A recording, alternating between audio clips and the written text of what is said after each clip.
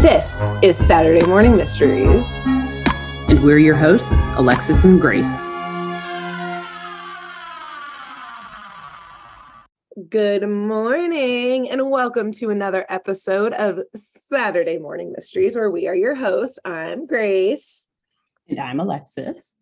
And today, actually, if you're just tuning in, we're a podcast that focuses on recapping cartoon crimes, revisioning, et cetera, et cetera. Mm-hmm. And we usually just pick one show and do like a little arc and series of that. But since pretty much the last 3 months of the year are such fun holidays, in October, we focused on any cartoon having to do with Halloween. Yes. And this month, as we explained in our last two episodes, we were focusing on, like what kind of cartoon crimes happen around Thanksgiving. And then we were like, oh, we know anything that has to do with Pilgrim crimes. So that is our theme for this month. So the cartoon crimes of the Pilgrims. And this week and next week will be Alexis telling us a tale that I'm very excited about. I will say usually like we don't watch the thing that the other person has seen. Yes. Is recapping. I've obviously seen this, but I will say I only remember like generally the main characters and the songs. Yes, this is a musical.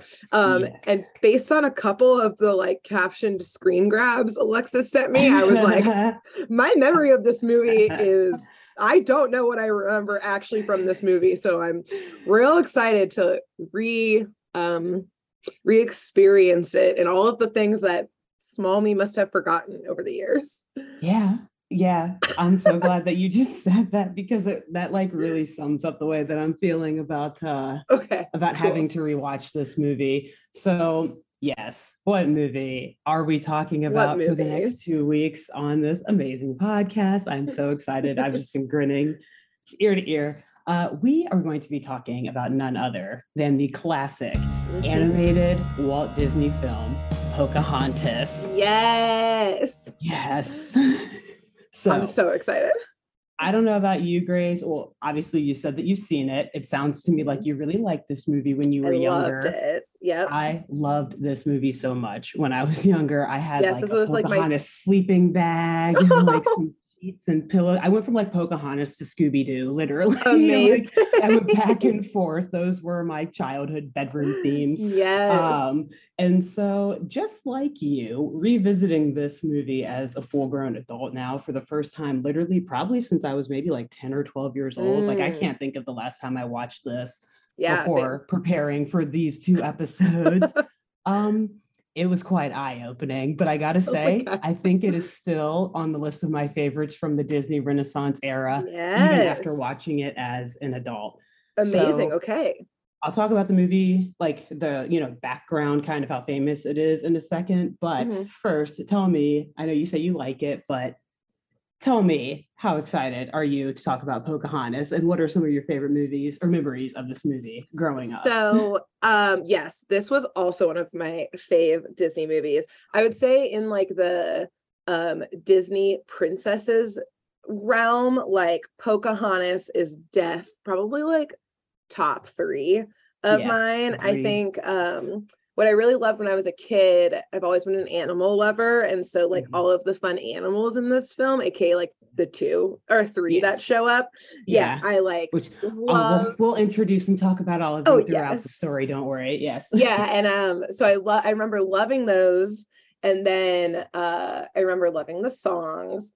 Mainly Colors of the Wind is like the only song I really remember, TBH.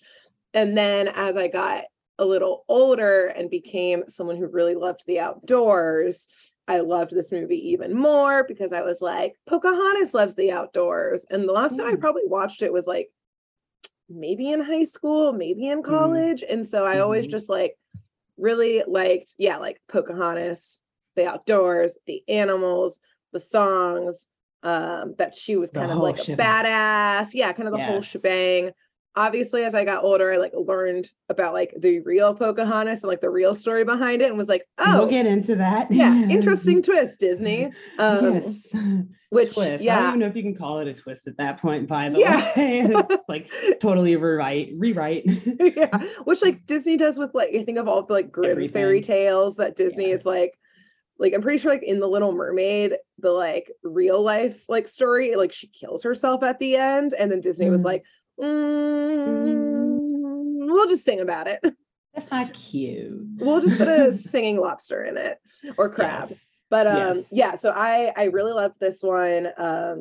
Yeah, I was never into like the super girly princesses, and so Pocahontas really spoke to me.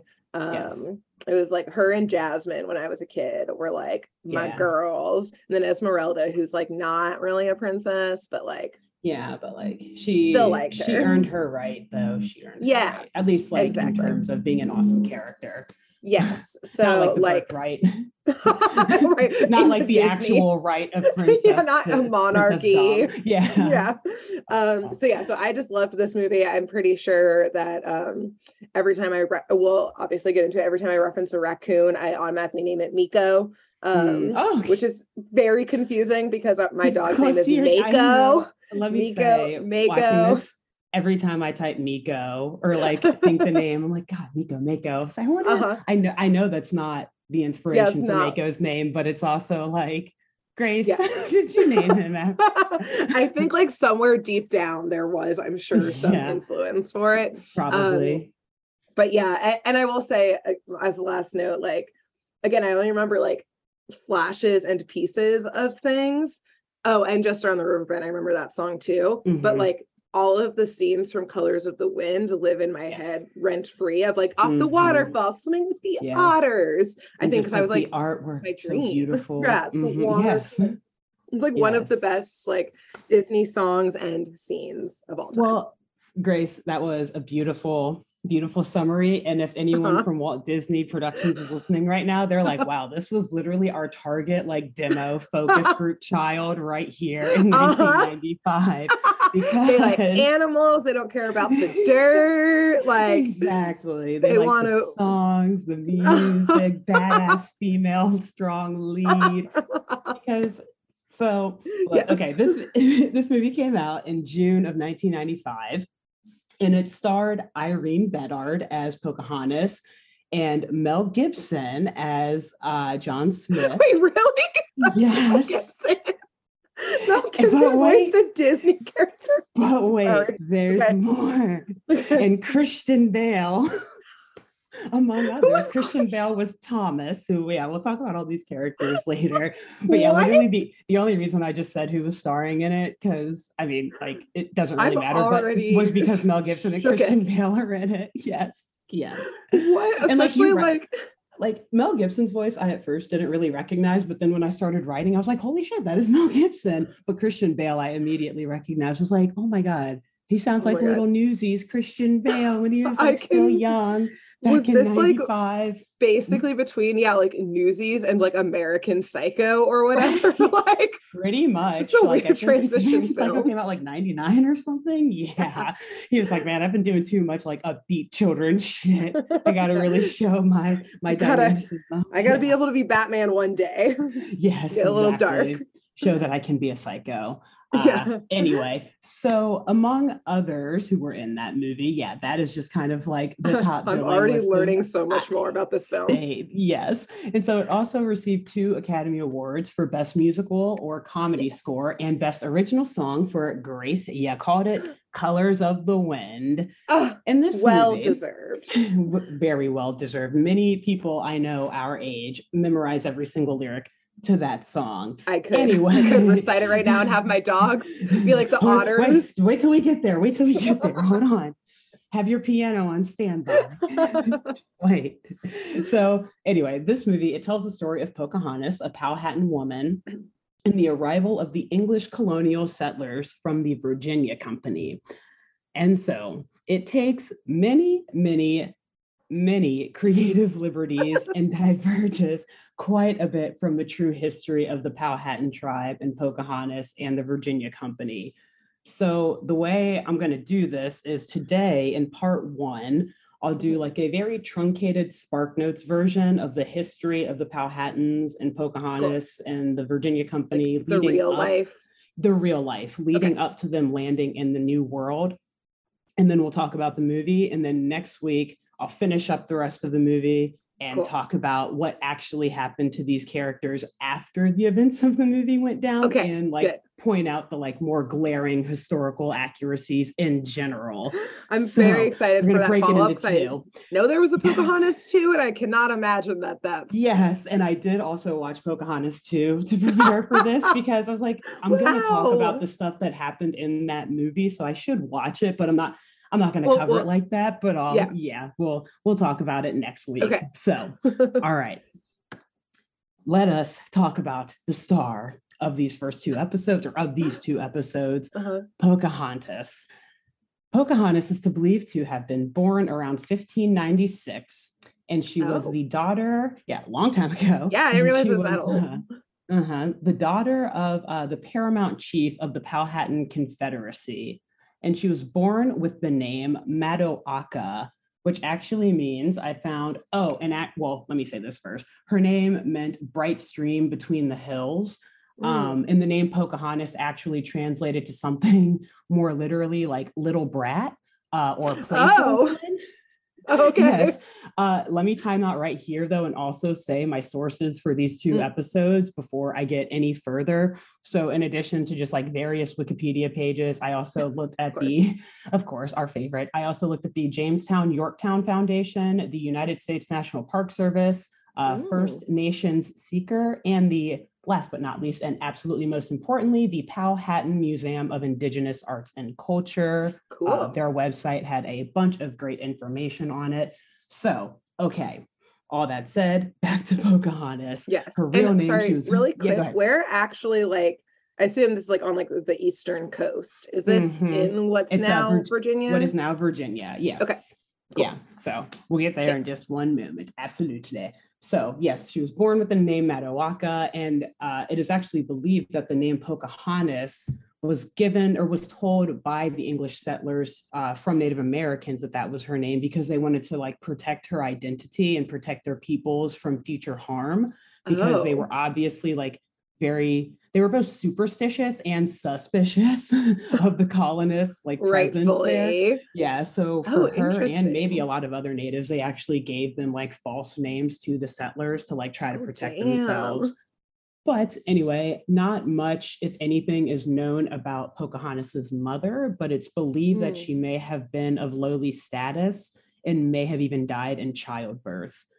But this is very interesting, according to a settler who lived among the Powhatans as an interpreter, the chief actually had like a lot of wives, like different wives from different tribes.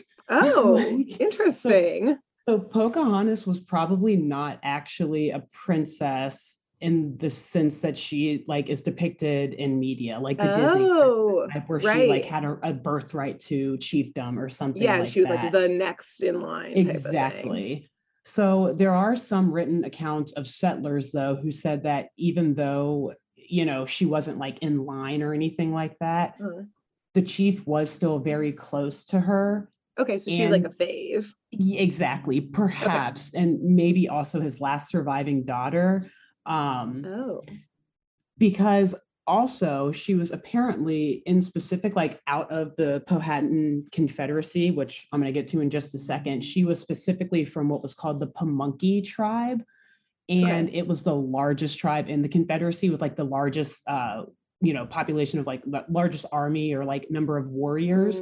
So it's like probably pretty possible that the chief spent a lot of time around there and like spent a lot of time with her naturally, because they were like the strongest tribe in the Powhatan Confederacy. So especially during like times of combat, is probably like not super hard to believe that she would like maybe be like sitting in on or around when he was like making important decisions, Also, go ahead. Backtracking ever so slightly to a totally irrelevant thing, but when you were saying like the seller who like was the interpreter, for some reason I thought you were going to say intern. Like, just imagine like an 18-year-old like little settler like, Like an intern, honestly, like, I don't know what, like intern colonizer, like Grace, that's probably the modern day equivalent. They probably just sent someone who had decent temperament to like work with the Powhatans and like learn the language. And it's none of us want to do this. Make the intern do it. And it had to be someone who like wasn't skilled with like their hands or like strong, because they needed those people like finding resources and building camp. So I just imagined, he's like just getting the coffee for like everyone. For Chief Powhatan, like helping them like set the smoke for like their council or something. Exactly. Like, learning all the ways. Doing all the shitty work that no one else wanted to do. So anyways, that was just hey, he was a fountain of information, and his notes have helped us learn a lot about these people since. Those good old interns. Sometimes the work of an intern, it turns don't overlook it. Yeah, don't overlook it. You never know what you might find yourself in. So so this brings us to like a real quick summary of the Powhatan tribe and the overall Powhatan Confederacy. The Powhatan people, it was this massive, honestly, confederacy of indigenous Algonquin speaking people in the Tidewater region of what's now known as Virginia. But Indians had been living in this region for like over 12,000 years, apparently, before Chief Powhatan even started to like build this alliance. So some people, or some accounts even say that the overall Powhatan Confederacy, or like that territory, spanned from parts of North Carolina or like the Carolinas to present day Washington, D.C. And that they even established like, they established a council, not like area, but like like a place where all the different tribal leaders would congregate for meetings. That is now at modern day Capitol Hill, apparently. Really? Yes. I just got the chills. That is so spooky ooky. I like had to double, I had like triple read that. Like, wait, what, huh? What? I was so confused. Yes, but also a lot of what we know of America today in terms of like our trade routes, our roads, all of that, where our cities are, is based off of where natives were already living, or like routes that they had already created. And we just kind of like hopped on later and we're like, okay, let's like, well, whatever. We'll get to that stuff later. It's ours now. So in the late 16th or 17th century, oh gosh, I'm going to try to say his name. Bear with me here. I'm going to try to say a lot of names. John Smith. Governor Ratcliffe, Wahansanaka, I think is how you pronounce it, Wahansanaka. He was the paramount chief, aka the future father of Matawaka, aka Pocahontas. He established the confederacy of about 30 tributary people, so people along all these different rivers in eastern Virginia, including the Pamunkeys, where Pocahontas was born, and the Rappahannocks. This paramount chief. You're doing great. Thank you. I'm trying. This paramount chief would later be known by English colonists as the Powhatan chief or Chief Powhatan. And so the name Powhatan, or the word, is used to refer to the region the tribes controlled, the tribe itself, and the chief of the tribe. But interestingly, I found from the Powhatan like Indigenous Museum's website that it translates to one who dreams, the word Powhatan. So interesting. Cool. And some other fun facts I came across while reading that website. You'll love this, Grace, or at least a couple of these. The words moccasin and tomahawk are both Algonquin/Powhatan words, that we now use today. And one of my favorites, the word raccoon, is an Algonquin Powhatan word that literally translates to animal that scratches with its hands. I love it. Isn't that amazing? So wow, cool. All of these things that we've carried into just life today. And those are just like three I pulled. There are many, many others. Cool. But why we are talking about the Powhatans with this movie today is because the Powhatan Confederacy was where the English colonists established their first permanent settlement in North America. And when they arrived in North America and saw the power of Wahansanaka, the paramount chief, that he had over the entire region, they knew like, oh shit, we need to build an alliance with them, particularly with Chief Powhatan, because we don't know what we're doing. We don't know this land. We don't know where to find food. Please help, sir. Please help. So who were these settlers, you may ask? Although I briefly name dropped them earlier. They were the workers and laborers and some interns. Poor men, interns essentially, of the Virginia Company. A company responsible literally by decree of King James for colonizing the east coast of North America in what is now Maryland, Virginia, and the Carolinas. Yes. So thanks, King James. Yeah. Wow, yeah, I guess told him to not come even here being subtle. Not at all. So the London Company was a division of the Virginia Company, and the London Company was the division specifically chartered to explore and exploit the New World, specifically by creating the settlement in the Virginia colony, supported by a bunch of laborers and volunteers, essentially indentured work systems, we'll say. Yes. So all these young British men thinking that they were going to, find gold and riches in the New World, that literally gold would wash upon shore. They signed up and hopped on board, but it was kind of a fair deal, fair to the extent that indentured systems can be. Yeah. In exchange for 7 years of labor, the Virginia Company would provide passage and food and protection and land ownership, with the small caveat that the worker had to survive for those 7 years. Wow. Okay. I also did not realize any of this. It's so interesting. Like, great. I could tell you this episode, I could do like 5 episodes or 5 hours for each of these episodes. Yeah. Or 5 episodes for just this, because I wanted to keep going. And I was like, I have to do truncated. Gotta keep going. So it's just a few more things here about the Virginia Company. And then we will finally be to our movie. The general goal of the investors was obviously, the investors in the Virginia Company was obviously to profit from the natural resources of the New World. So they figured that the proceeds from the sale of stock in the company would be used to help finance the cost of establishing settlements and paying for the ships and supplies and recruiting people. And the company paid all of the costs of establishing the company in return, the crown granted them the right to control the land and the resources there, just as long as, they got the kickbacks and the taxes and everything when it was shipped around the world. To reference another Disney movie, this is a tale as old as time. It was going on even before this, too. Yes. You're right. Oh, God. Nice.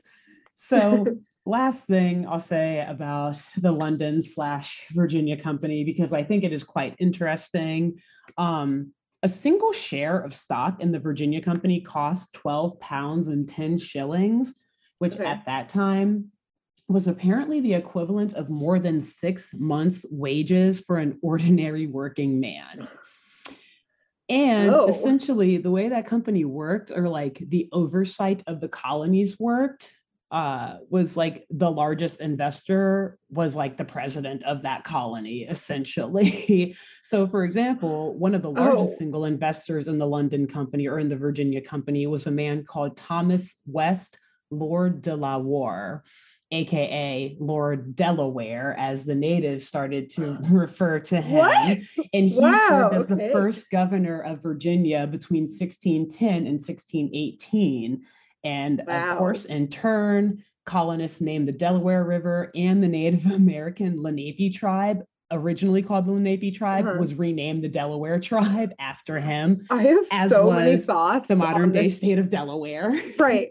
I have so many thoughts on this setup, but we just need to keep moving. This is wild. This is wild. It's this is how the states were founded, y'all. I was wow, no experience governing, just a lot of money. Literally just a single, it's yours. Largest investor in this company, where one single share of stock costs 6 times a month's salary of the average man. Just let that sink in. I'm unwell about this. Keep it moving. Episode. Yes. Okie dokie.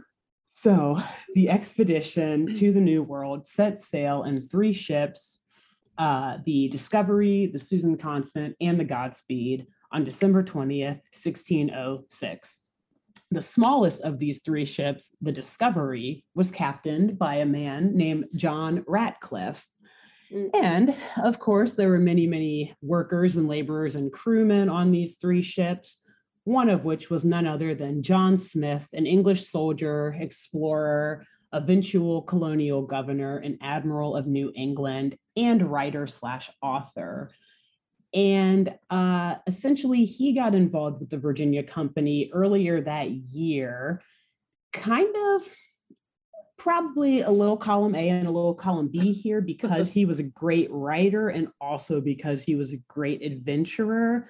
Because one of his main incentives or like purposes for the Virginia Company was really to just write about his experiences and observances to promote English colonization back to like the crown and to the wealthy people in the United Kingdom. And like he did also make a lot of maps and stuff. He's like both in marketing and R&D. Like he went out into the field to like get a sense of what the land could do and like where the natives were and how you had to negotiate with them. But then he would like, we'll talk more about it later, but he would send the info back to the crown, and it was like, it made it all look like such a great experience. He was honest that it was rough. No, he was honest about it, but he was like, but once you get here, man, if you work hard, you're going to fucking love it. So we'll talk more about that next week when we talk about like what happens after these, the events of this movie. But yes. So, interestingly about John Smith though, during the voyage, he was actually charged at one point with mutiny by like the overall captain of the expedition, who was, I think, like directly captaining like the biggest of the three ships.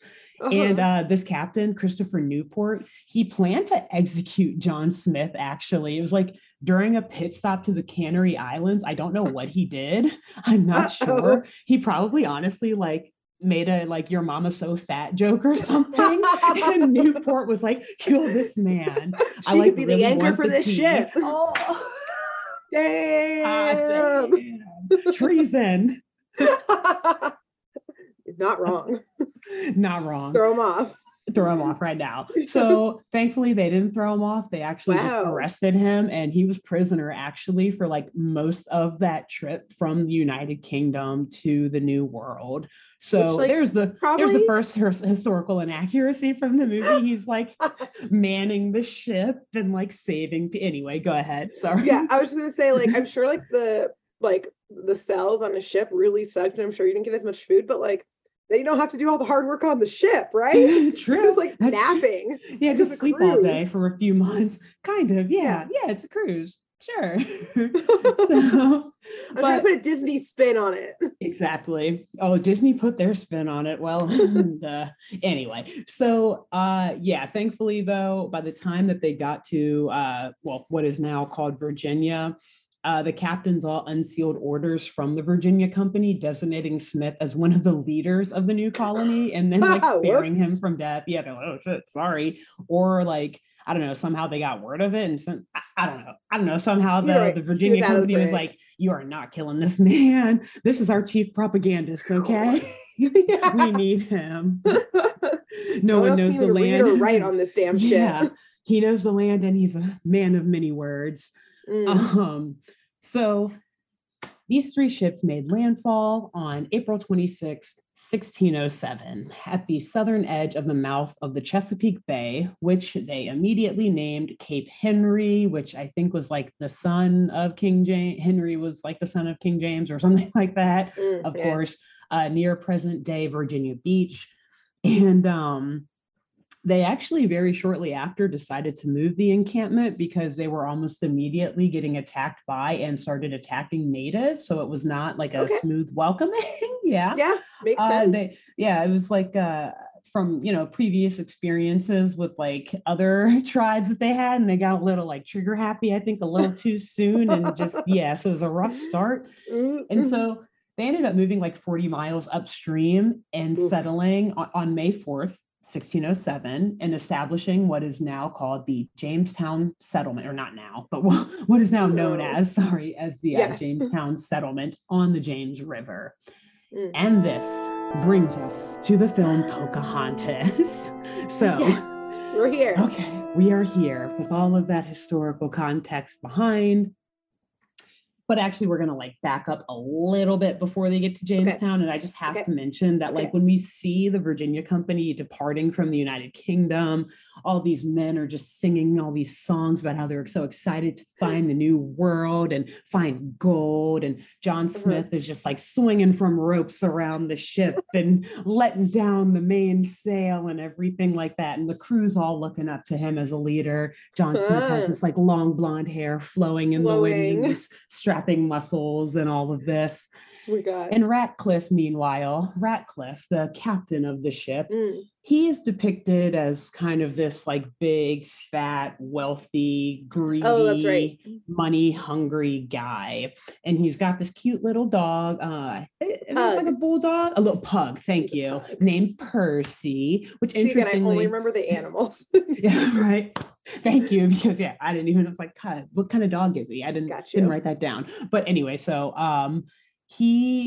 Ratcliffe is like this kind of bigger guy. He's always wearing this like nice suit and has this like fedora with a feather coming out of it.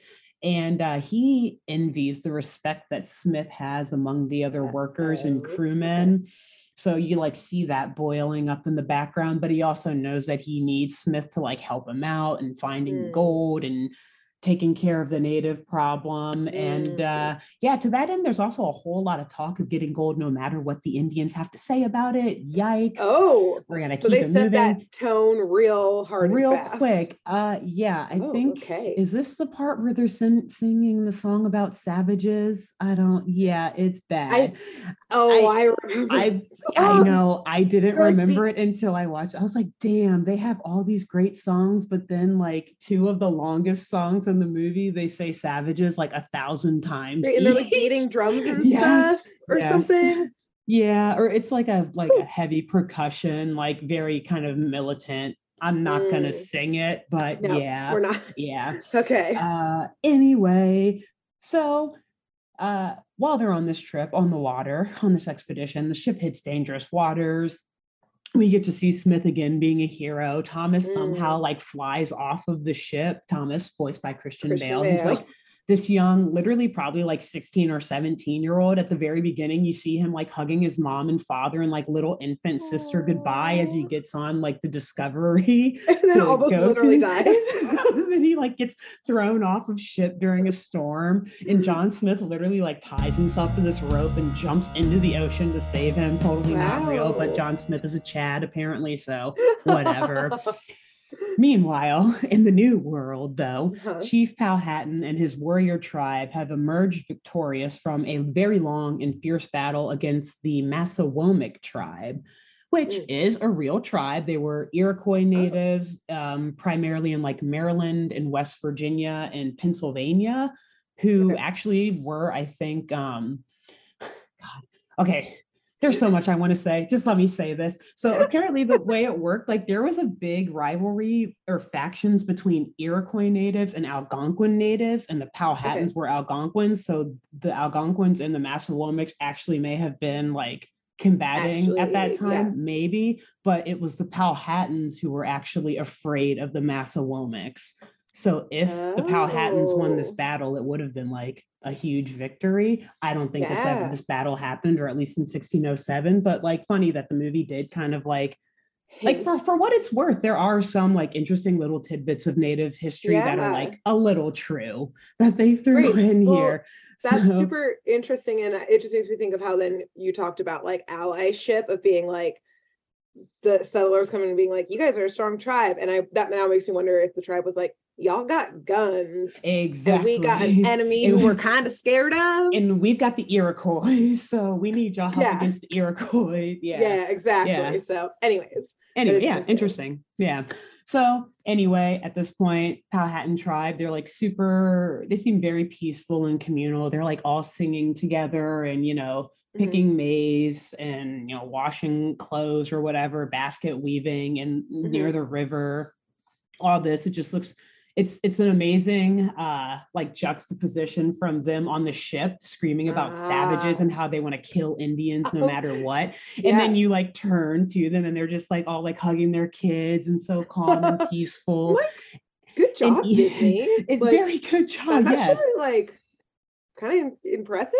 I know. Yeah. Actually did that. They want you to know straight up, like, yeah, these colonists coming over, they don't know what they're talking about. Like they want you to understand that in the first like few minutes. Yeah. And even as the chief is like celebrating with the town, talking about like, yeah, we were so victorious, we fought so amazingly, we no longer have like the Massawomic threat or whatever, like, oh shit, that sounds violent, but he still is like so calm, and the town is just like calmly cheering and like, yeah, awesome. And so the chief, he's ready to celebrate with the village, and he asks for his daughter Pocahontas to join him. But Pocahontas, ever the rascal, that little playful one, she's out in the woods playing around with her two buddies, the animals Miko, the raccoon, and Flit, the hummingbird. Flit. I couldn't remember his name either until I watched it. And Miko is like, just as a little background on them, he's like the goofy, like, I don't really care about what's going on right now. I'm just looking for food. And yeah, he's a raccoon. He's a little mischievous little guy.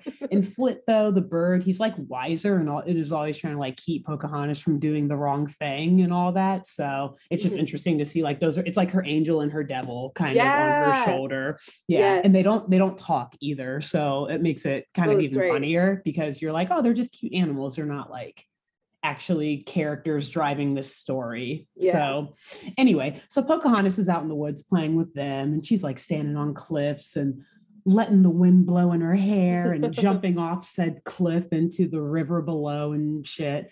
And her best friend Nakoma comes up to her and tells her that the chief has returned and can't wait to see her. Can I ask a question? Yeah. I was thinking about this leading up to our recording today. Does Nakoma have bangs? She does. Yeah. Yeah, that was just it. I was thinking about it earlier today. I was like, did they give her bangs? Yeah. Like super modern bangs. Like super modern. She had like a super cute like bun / ponytail. Yeah. That's all I remember about the best friend is like, again, why does she have bangs? Did they give her bangs? Anyways, that was just something I needed to ask today when you brought it up. Yeah, good question. Anyway, that's very funny. Because when I was talking about this with someone else the other day, they also mentioned like, oh, I love Nakoma's hair in that movie. It was a look. It was a great look.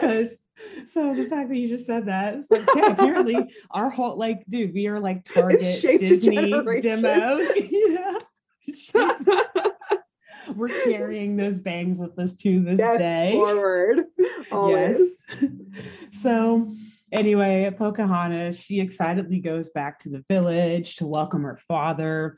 And when she finally meets up with him, he's like, all right, hey, what's up, girl? Like, what you been up to since I've been gone? And Pocahontas tells him that she's actually been having these like weird dreams about a spinning arrow that just keeps spinning and spinning and spinning in circles. And she thinks it means that something special might be in store for her. And her dad, the chief, he's like, oh, you're actually correct. Because as it so happened, while we were out at battle, my strongest, most handsomest, most fiercest warrior, Kocoum, asked for your hand in marriage. Oh, wait, that's right. And I essentially accepted on your behalf. Oh, I forgot about this whole plot. Yes, same. This part.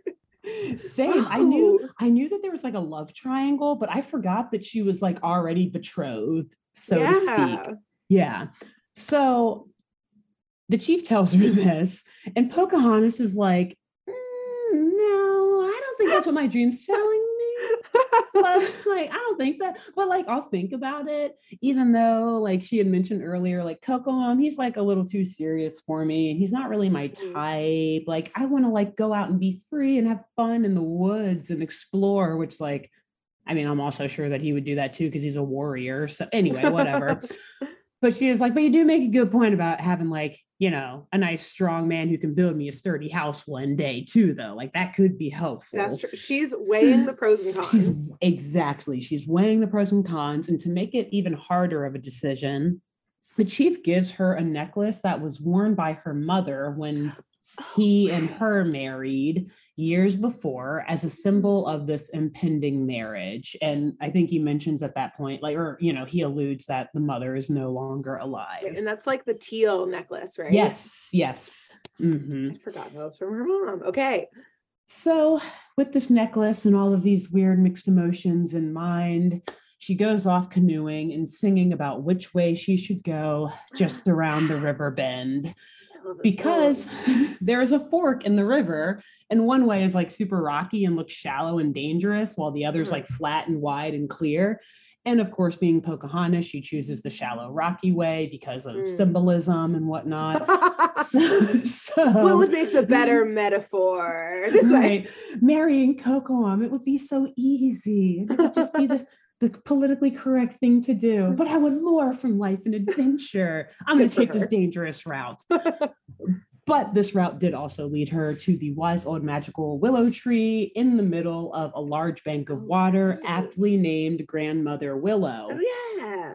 And I know, isn't it like watching this movie? I was like, oh my gosh, I forgot that this is just how all this goes down. Yeah. I just had like a recovered childhood memory of I had a toy of Grandmother Willow. It was like this plastic tree, and like the top of it was also the plastic green, and you could like take the top of it on or off, and I think it was like a little like container or something. Whoa. Okay. Like stash jar. Right, like a 7-year-old grape. It like was not big. In it. Okay. Yeah, wow. Yeah, it was definitely small. I'm gonna Google it and find it at some point. Yeah, please do. Oh my gosh. Wow. I wonder if it was like a McDonald's toy or something, because I know they did a line of Pocahontas toys. I'll look into it. Yes. On it, like, well, I was gonna say if you want to research that in the background now, but no. No, we'll do it. We'll do it after this. Off air. This was just like a powerful emotional moment for me. Go on. So go on. Gotta move past it. Gotta keep moving. Emotions, ignore them. Go. Bottle it up. Keep moving. So that is the opposite of what Pocahontas does. Instead, she bears all and explains her dreams to Grandmother Willow, and tells her that the chief has also planned to marry her off to Cocoam. And Grandmother Willow says that this arrow that's appearing in her dream is probably trying to point her in the right direction. And she tells and teaches Pocahontas to listen to the spirits all around her to guide her on this journey in that right direction. Is that also a song? It is. It's like a very light, just like Grandmother Willow, kind of like lullabying her into like a meditative state. Listen to your heart. You will understand. Oh, right. Yes. That was right. Yes. And now Disney's going to sue us for copyright infringement. Worth it. So Pocahontas listens deeply and says that she hears the spirits telling her about strange clouds coming. And this confuses her a lot. So she decides to climb up Grandmother Willow to the top of the tree to get a better view. And she indeed sees what she thinks are strange clouds that the spirits spoke of. But poor Pocahontas does not realize that these are no mere clouds. They are, in fact, the sails of the Discovery, Ratcliffe and Smith's ship from the Virginia Company. And so the ship lands just offshore, or I guess lands offshore, and, they get in their little canoes or whatever and paddle in. And John Smith, he instantly gets out and just decides to just like explore around a bit. Like, don't worry, Radcliffe, I'll find where like all these Indians are and make sure that they're like either calm or he's like, get right to it. Okay. And so after staking a British flag on the shore and proclaiming the territory as Jamestown, Ratcliffe orders the rest of the crew and the employees to start digging like immediately. It's like, all right, men, off the ship, dig. But he's not telling them to dig a campsite or trenches or like an area for them to stay safe and rest. He's telling them to dig for gold. Oh, and or I guess in holes, the lipstick of what's her name? Kate. Ratcliffe was like, my wife left her lipstick here years ago. You must my wife. And so they just like get straight to it, digging for gold. like chopping down trees. So yeah, like they are also, getting lumber and stuff and getting ready to settle stuff up. But also I think like blowing up holes for mines and shit, maybe. I don't see unpack first. Unpack. No, they only brought one pair of clothes. They're poor. At least all the workers are. That's a good point. Yeah. That's a good point. And they don't have any food or any provisions to unpack. Right, they're starving. Yeah. All right, you're right. So, anyways, as they're all doing this, getting the colonization in full effect, full speed ahead. John Smith is like out in the woods here, adventuring, flaunting himself as this guy who's just ready to conquer the new world and stop any Indian in his path. But hilariously, he is quite literally being tailed by Pocahontas and he doesn't even know it. So he's like, yeah, I'm the best John here. Smith. But you just like see Pocahontas keep like poking her head out, looking at him like, wow, can he really not hear me?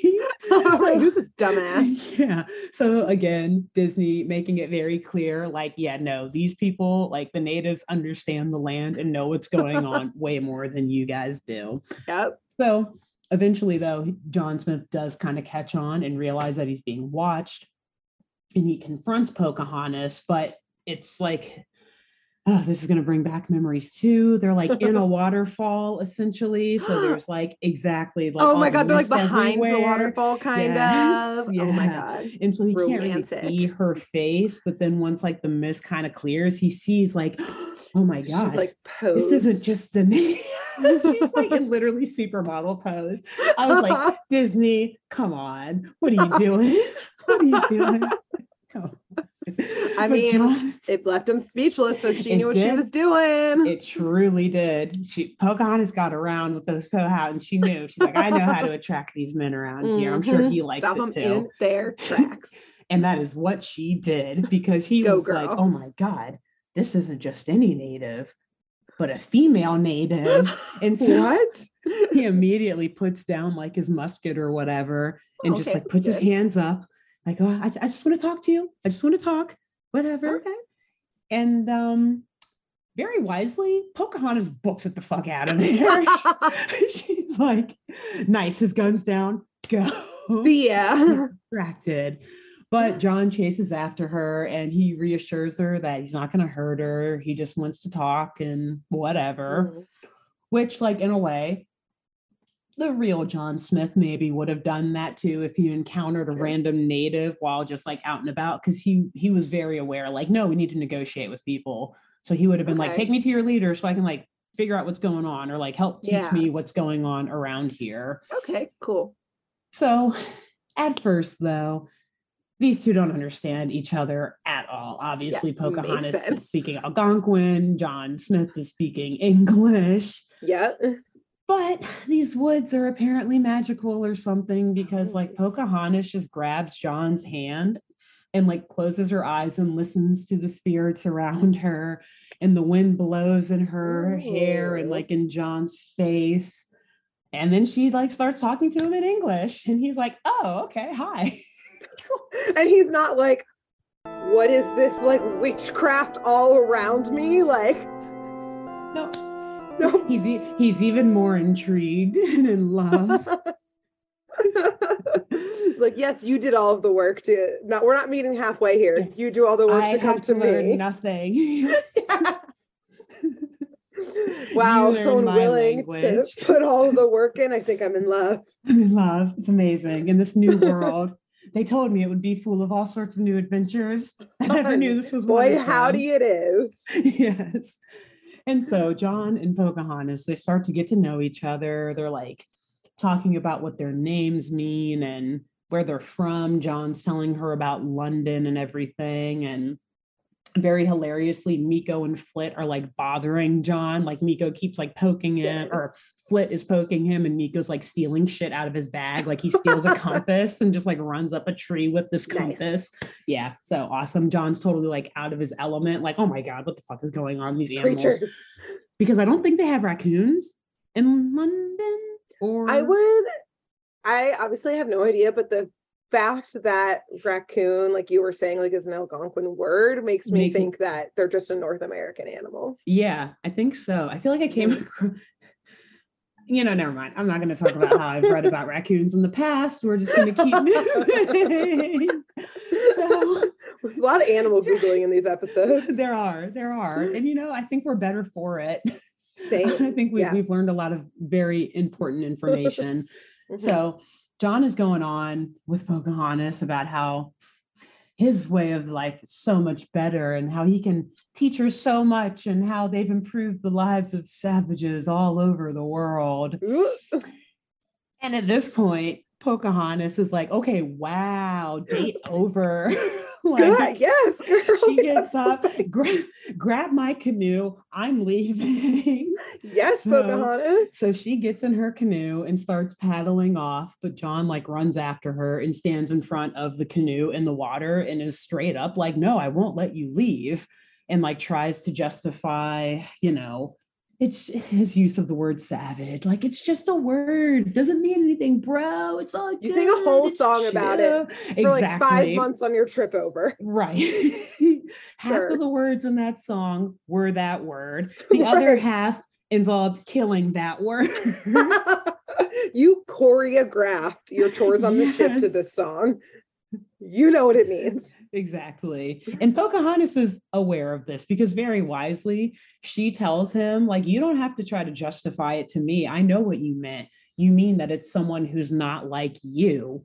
Burn. Damn. Got him. And this is when she burns him even harder and with the ferocity of none other than a musical number, perhaps an Oscar-winning musical number. Wait, this is when the song happens? This is when Colors of the Wind plays. Yes, and let me say... Wait, this whole song's an insult? This whole song is an insult. Grace, oh my gosh. I'm about to cry from laughter. I did not realize this. And, I had a flashback too. I think we listened, this is a little side tangent, but I'm pretty sure at one point we listened to Colors of the Wind when we were in Nashville for Lenny's bachelorette party. Probably. I remember a whole group of us singing parts of it. And I was like, it must have been there. Yeah. But I didn't really, I got to admit, I never memorized all the lyrics to this song. I just remembered kind of the hook. Yeah. This song is literally all about how colonizers are bad and don't know what they're doing on the land and how they need to be better to the natives because the natives understand it, and how if they walked a day in the natives, they would never want to kill the natives ever, essentially, or would have. Well, even more this is an Oscar-winning song. Rightfully so. Rightfully what so. I remember, I thought the setup of it was John Smith was trying to do something in nature and fucked it up, and she was like, I got you, let me show you how to connect with nature fully. I didn't realize that she was burning him so hard that she also wrote a song about it. She wrote a song. She had it prepared. Yeah, yes. This is song battle, rap battle situation. John had nothing to counter with. She shut him down, and she was shut that shit down. Your song about savages on a boat. Well, you know what? I'm going to write an Oscar-winning insult. Exactly. And that's why, even as a full adult, I still really, really appreciate this movie. Because and I think I mentioned this in a text to you. I was like, well, for every mention of the word savage, and God, I fucking hate using that word, but for every time they mention that word, and we'll talk about this a little bit more later, but they also mention the white demon, the pale stranger, this entire song about colonizers being bad. So I'm like, there's kind of a decent balance here. God. So next time I want to burn someone, I'm going to sing about it. This is you the most you own whatever land you land on. Yes. The earth is just a dead thing. Okay, we're not going to get sued. I'll stop. That's straight up a rap battle, or a dance battle. Instead, everyone at the club backs up, oh shit, she's singing Colors of the Wind. Oh shit. Oh shit. Fuck that. Oh shit. The otters are coming out. Back up. Back up. That's her the wind is gonna carry them through the bar. So, wow, fuck yeah. To sum it up, as Pocahontas explains to John the sound of a wolf crying to the blue corn moon, and that one time, on the edge of a cliff at night, and that one time that she asked the grinning bobcat why it was grinning. Why are you grinning, man? I wonder how that went, by the way. I mean, actually, clearly probably fine. Pretty well, yeah. Yeah, she's still there. And I think the Bobcat's one of the groupies now, also there to insult John Smith. Probably still grinning. Uh-huh. Yeah. And then she goes on about singing with the voices of the mountain and painting with the colors of the wind. And she's showing John just the beauty of this new world to him, aka this land that her and her ancestors have been on for 12,000 years. And John is instantly falling in love with her, and he's ready to tone down his violent colonizing ways. But it's pretty impressive. It is pretty impressive. She's got a great voice. And I mean, I think John likes the idea of being like this gruff adventure man of like dating an equal. So he's like, damn, like she could help me hunt. Like I'm learning from her. He is no longer a Chad. He's a beta Chad now. He's no longer a giga Chad. Pocahontas. He's willing to take the feedback and change. Yes, exactly. So yeah, gotta give him some props for that. Yeah. All right. But while they're all smitten and coming to learn about each other's ways and falling in love with one another, Pocahontas soon hears her village's battle drums signaling that trouble is afoot and that she must return home. John, though, he begs her to stay and says that he at least needs to see her once more before anything bad happens. She doesn't really respond yes or no, but she runs off because she knows she has to return home. Because you see, in the time that Pocahontas and John are out and about on this tryst, which actually watching it as an adult now, I'm like, how many fucking days were they out there? I think it was multiple days. They were just like, is no one concerned? No one's concerned. Like the colonizers are like, John's dead. Like, he's been gone for 3 days. He's definitely We're all gone. gonna die. We're all gonna die. We're all fucked. But I mean, like hilariously, each party kind of is like the colonists are like, where the hell has John been? Like we're like they're here like digging and building this settlement, and they're like, well, John's out doing whatever with the Indians, and then meanwhile the Powhatans are like, where the fuck is Pocahontas? Like, what's going on? Yeah, but it's also funny because both parties are used to those people being just like out and doing whatever they want to do anyway. Like, Pocahontas is known as being like a wild child, like not ever really listening to her dad's authority, just going out and adventuring. And John is like the adventure man extraordinaire. So he's like probably out building some city for all they know. Who knows? So anyway, though, for however long this little romantic tryst was going down, in that time period, the Powhatan tribe learned that the white men landed on their shores. And so the tribe quickly held council and discussed how to proceed.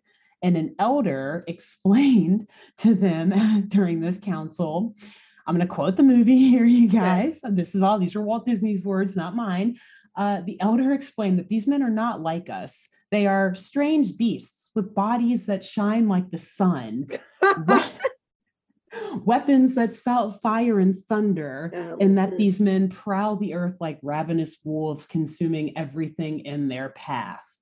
I mean, thus, again, giving this movie some points, but whatever. I know, real. The chief, upon hearing this from the elder, ordered Cocoam to take some men up the river to observe these settlers and get a sense of their purpose here. And, before actually like preeminently striking, figuring out like, do we need to be on the defense or the offense, or exactly purely reconnaissance.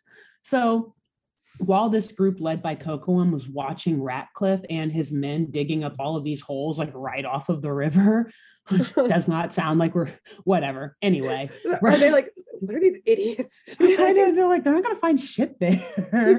Looking for sand. And it actually, now that you say that, I'm probably pretty sure that's what was going through their mind, because all the natives like started hunkering down behind like bushes and stuff and behind trees. And eventually one of them just kind of stands up and looks confused. And like you see him like over the hill, and unfortunately because he stood up, Ratcliffe got a glimpse of him. And so he like sends the entire settlement into a panic, telling them all to grab their guns and just start shooting. Like no sense of diplomacy, no sense of like, bro, you just did that at least in real life. That just happened to you guys at the Chesapeake Bay. That's why you're in Jamestown. You think you would learn from your mistakes and maybe like this time talk to them before? I think Disney cut out that part of the trip. Yeah, they did. But God, yeah. I couldn't let that one go. So anyway, a firefight starts and the natives start firing back with arrows. But very quickly, one of the native warriors, Namotak, he was hit, shot in the leg, and gravely injured. Side note, this movie is a lot more violent than I remembered as well. Yeah, someone actually got shot in the Someone actually got shot. Oh, it gets worse, as we'll talk about next week. But anyway, so at this point, after Namotak is shot in the leg, the natives retreat to the village and they take Namotak back. And at this point, this attack is enough for the chief to prepare for war. So he addresses the village, warning them that these white men are dangerous and that no one should go near them. You said direct quote from the movie, you guys. Was the only thing Bird sent me in preparation for this was like a screenshot of the chief just saying, "These white men are dangerous." Yes. And that was it. You were like, get ready for this film. Which, like, again, points to Disney being like, yep, awesome. So after that, warning his village and all of that, the chief sends Kocoum to message every village in their nation, all of these 30 something tribes, so that they can come and reinforce them and prepare to help them fight. And that is where we are going to end this week's episode. No! And we will be back to finish our story of Pocahontas and the Powhatans and the Virginia Company next week. Wow, this is great job. What a point to stop off. I have a quick real life question of oh God, don't we'll see. I know, I'm so sorry. Okay, well, 2 comments, a question/comment. So question is, in real life, did the colonizers did they immediately fight in Jamestown, or did they try to form an allyship at first? So immediately, it was more on the allyship side when it came to Jamestown. Yeah, so they had that little rough patch when they first hit land, and they were like, okay, the hard way. Exactly, like, okay, let's go a little further in. And when they got to Jamestown, exactly, I think they kind of like learned their lesson, and John Smith did go out on like expedition to try to establish trade relationships with the Powhatans, and it actually he was taken prisoner, I think, at one point. Yeah, makes sense. Exactly, but it was so that Powhatan could more so like square him up, and then also I think at that same time, like soon after, Powhatan was like, "Hey, well, do you want to be like president of this area or like the chief of that area, that territory? Like you can have that," because just like the settlers knew they needed the Powhatans, and kind of like you alluded earlier, the Powhatans were like, "Oh, hey, we could use your help too," and like, interesting. I want to be the one, Chief Powhatan, I want to be the one who can keep y'all in check. So so I mean, it wasn't rocky, so to speak, when they, at least from what I read. It wasn't like what the movie depicted of immediate gunfire. Right. Also, like, not to ever obviously sympathize in any way, shape, or form probably with any colonizer, but I'm just imagining John Smith just got out of the brig on a ship. And then he's immediately in jail again. Like, I know.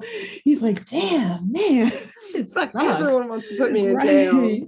He's like, I'm going to sell so many books for this, though. I'm going to make a movie out of this one day where they overlook that I was in jail I'm rewriting history. Rewriting it all.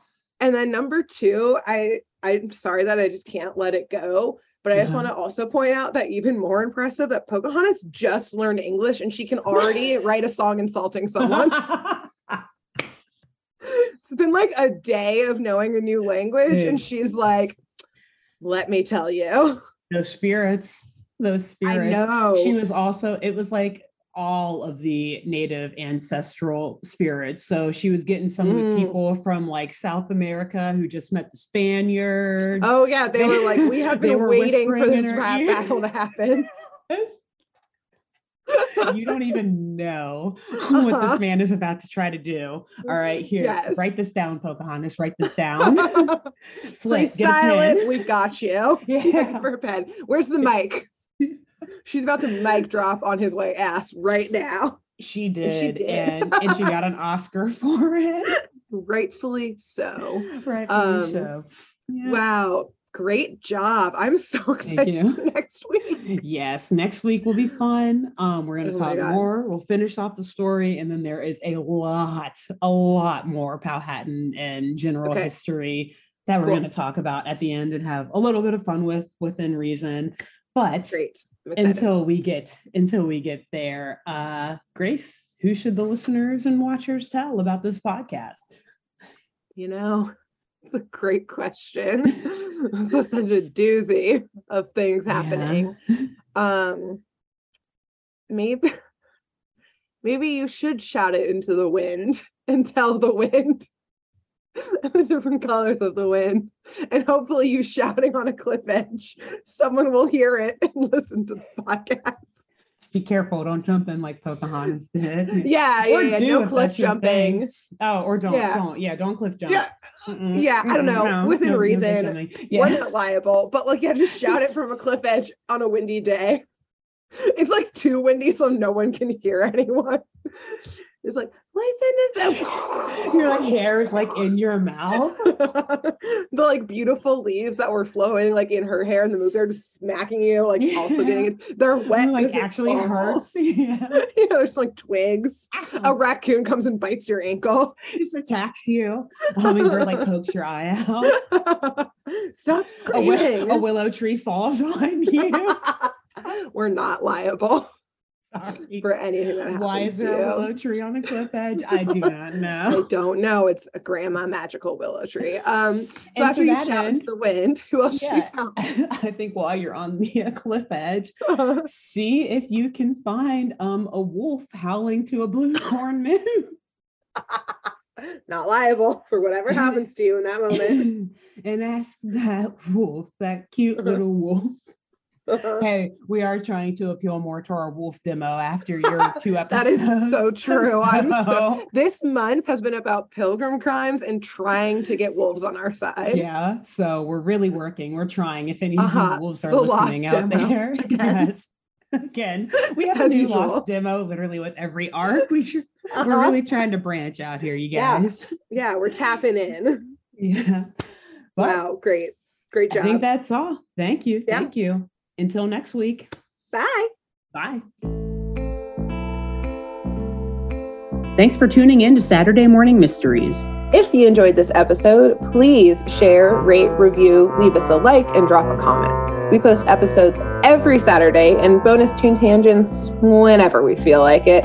So please subscribe so you don't miss the shenanigans. And if you want to follow us on YouTube, click the bell under the YouTube subscribe button to receive notifications when new videos are posted. And if you want to subscribe to the podcast, we have no idea what you're listening to us on, so just hit the big subscribe button on whatever app you're using. We believe in you. Give us a follow on Twitter and Instagram at SatmornMist, all the abreves, and let us know if you have any episode or show requests by emailing SaturdayMorningMysteries@gmail.com. Thanks to Jenna Kendall for the logo design and to Ava Sakiki for the music used during this week's episode. See y'all groovy kids next week on Saturday Morning Mysteries.